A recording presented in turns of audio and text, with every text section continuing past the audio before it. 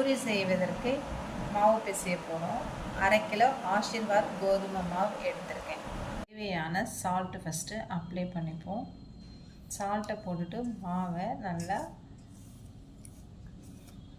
அந்த சால்ட்டு நல்லா அப்ளை ஆகிற அளவுக்கு மாவை பிசைஞ்சு விடணும். விட்டுட்டு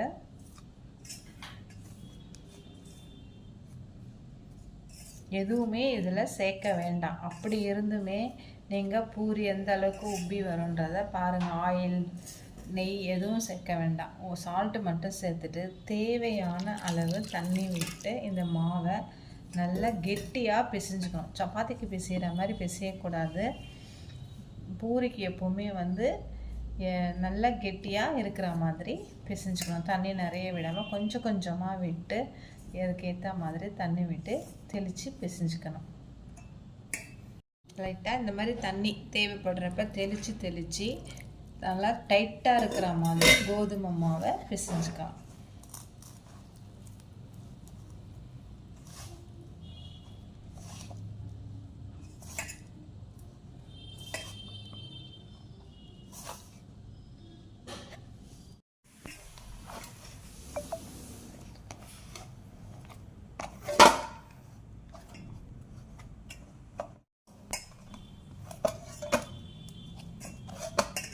பூரிக்கு இந்த மாதிரி அழுத்தமாக இருக்கணும்.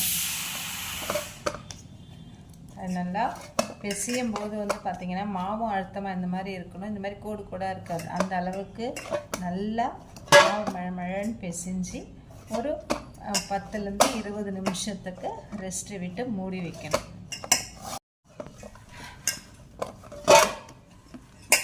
தொட்டு பார்த்தா பாருங்கள் எந்த அளவுக்கு அழுத்தமாக இருக்குன்ட்டு. இந்த அளவுக்கு மாவு பிசைஞ்சிட்டு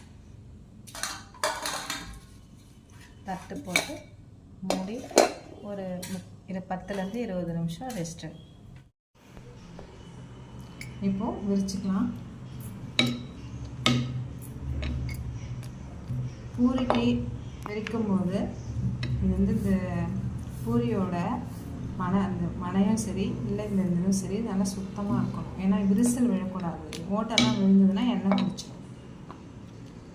அதே மாதிரி விரிக்கும்போது ஒன்றை போல் இருக்கணும். ஒரு பக்கம் கடியாகவும் ஒரு பக்கம் மெலிசாகவும் இருக்கக்கூடாது.